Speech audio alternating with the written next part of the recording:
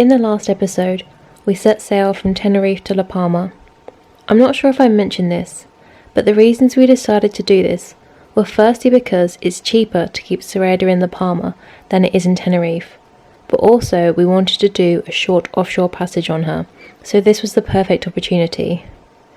Right now, it's coming up to 11 PM, and I'm on my night watch. Liam felt exhausted, so he went to sleep at 7 PM.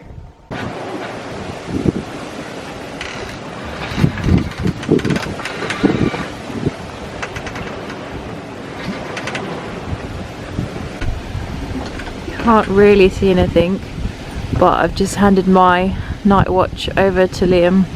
I've just done 4 hours. It's not been too bad. I've just had the autopilot on, so I just snuggled in a sleeping bag, ate some snacks and kept an eye on the AIS and a lookout. It was really starry, it was lovely, but it's clouded over now for Liam. He doesn't get quite a beautiful view as me, but maybe the stars will make a reappearance later. But I'm off for a sleep. On the AIS screen, you can see 2 vessels ahead of us now, but not long ago they were behind us. It's about 4:30 AM, and I'm on my second night watch. I looked behind us and saw the steaming light of a big ship getting closer and closer directly behind us. I saw the lights of the second ship, a ferry or a cruise ship, as it had many lights on that looked like cabins. This ship passed to the right of us, but the other vessel, a container ship, continued to head for us. I got worried that maybe they hadn't seen our lights or picked us up on AIS, so I went inside and woke Liam up to ask me if we thought we should radio the container ship. However, as we came back outside, I could now see both of its steaming lights, meaning it had altered course, and like the other ship, it would pass us on our starboard side. At 6 AM, I was exhausted, so even though I still had an hour left of my watch, I asked Liam if he would take over for a bit. I asked him to wake me back up to see the sunrise at 7:30, and then I went back to sleep again.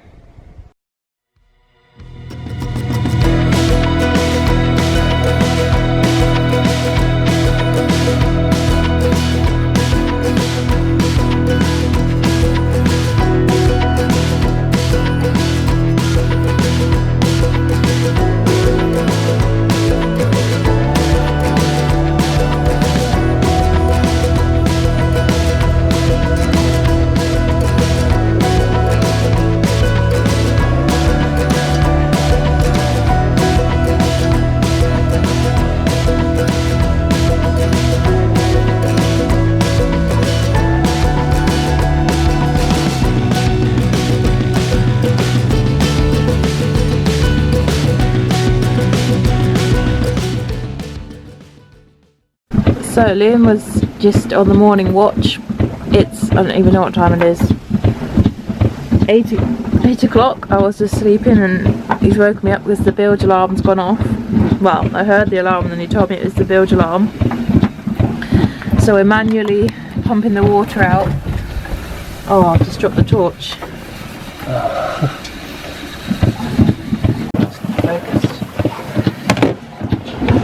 I don't know if you can see, but down there where that pipe is, it's not really in focus. Why am I in focus? I can still see water down there.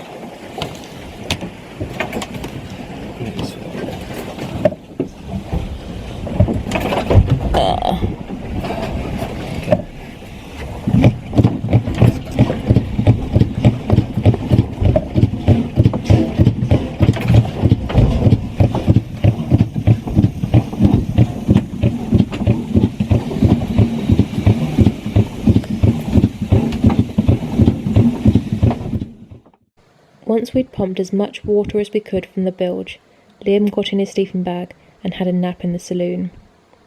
As well as waking him up when I thought we were going to be run over by a container ship, I also woke him up during my watch because we'd become very overpowered.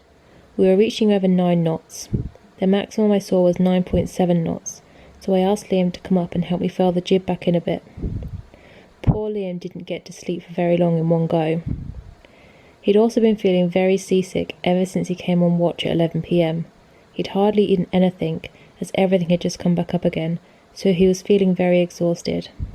I, however, felt fine, so I happily stood on watch as we neared La Palma.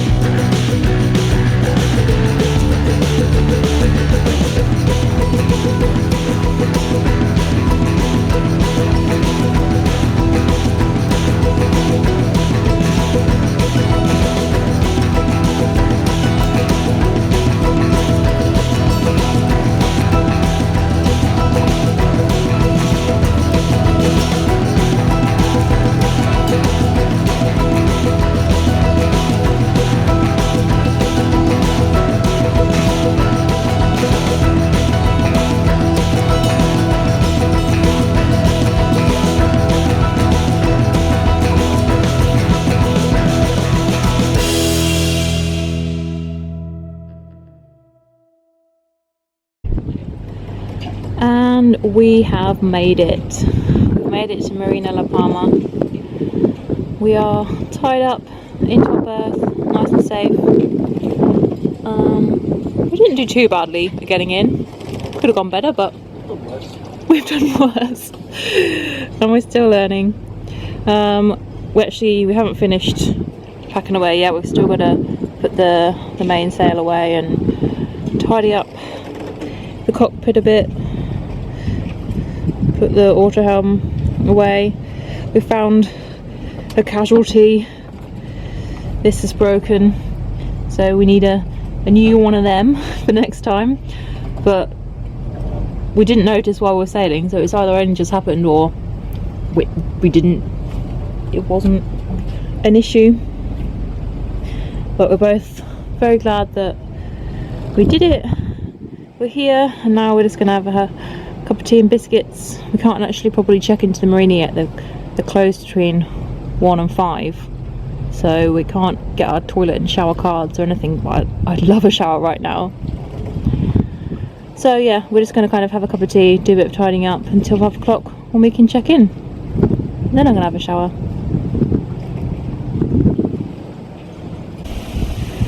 Once we got into the marina yesterday and we were tidying everything away, I went to tidy the furling sheet for the jib and realised that this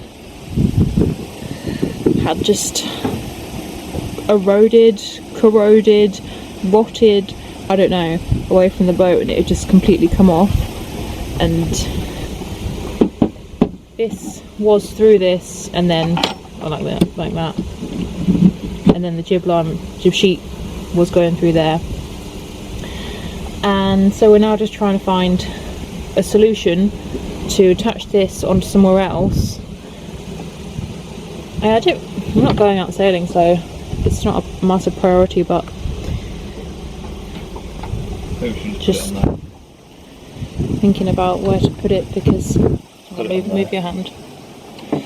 So that's where it was attached to, and we're just thinking about maybe putting it on the tow rail, I guess. Yeah, I think that's probably best. That, because then the sheet might like be pulling past here. No, not if we bring it this side. If that. But let's put it on and just see. That's probably the best way of doing it.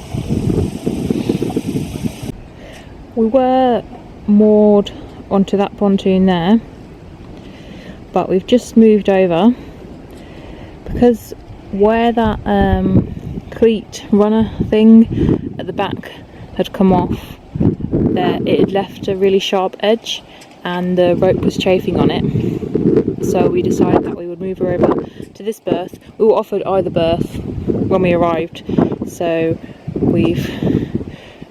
Oh, there's a fish down there. Parrotfish, I think. Can I zoom into it? Can you see it? It's a red fish. Come onto our boat. Eat the algae off our boat, not off the pontoon, silly fish. I like fish.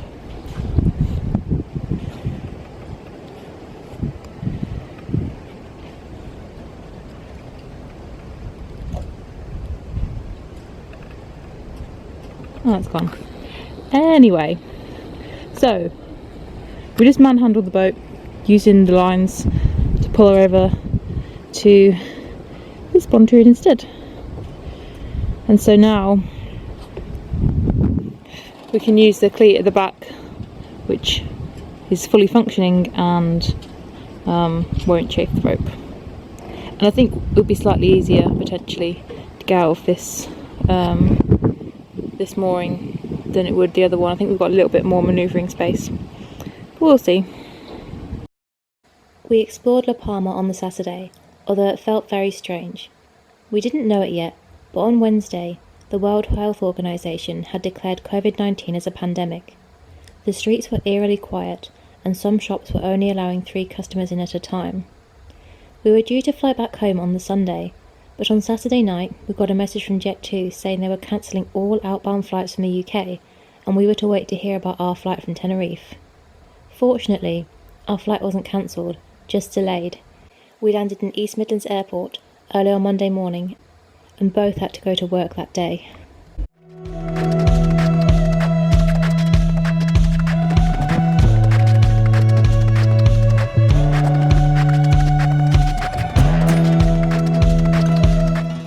Unfortunately, that's all the footage I have from Sareda at the moment, as due to lockdown, and now, at the time of filming, the government are advising against all but essential travel to Spain.